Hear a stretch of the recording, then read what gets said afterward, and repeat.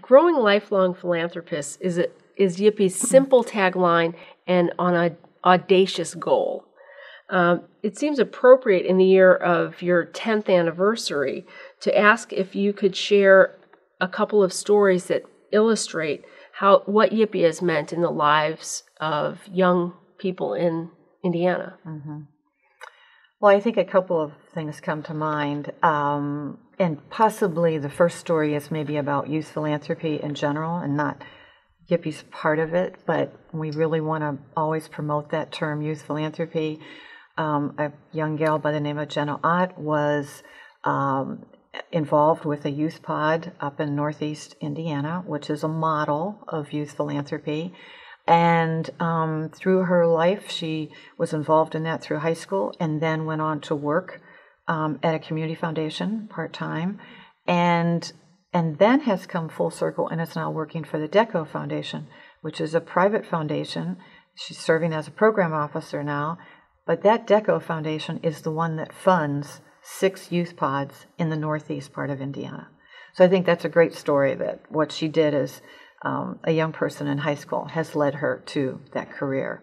And we don't always talk about careers tying in with, we might talk about philanthropic actions, but not necessarily do they have a career through it. And I think that's a great story for that. 2 stories I think that relate to YPII's involvement. One would be with the YMCA of Greater Indianapolis, and they were very interested in having Learning to Give come into a K+ program, which had never been done before.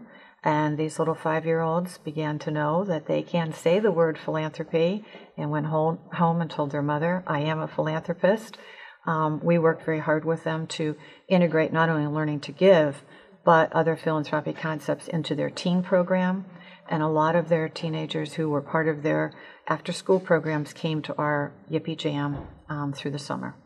So we really have worked a very close relationship with YMCA. And then another story that relates to endowment building is the Putnam County Community Foundation that was really new. It was only a year old. They had, not the foundation, excuse me, but the Youth Philanthropy Council connected to that foundation. And we did our matching fund opportunity where we, send out the notice that we had matching funds. And they always thought that it would be 5 years before they would really, maybe 10, before they'd do an endowment building. But they saw this this notice coming from YPII, and they thought, well, okay, we're going to try this. And they did. Their plan was to raise $5,000. They did raise the $5,000. It was matched. And in fact, they went overboard and they had an endowment within 2 years of being a new Youth Philanthropy Council of $17,000. So and we have quotes from them saying that they never expected that to happen. I think one of the best things that YPII has done is actually to go out and do the matching fund.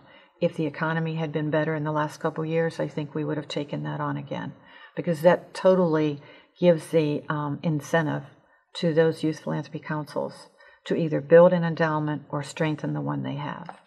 So we're very proud of that.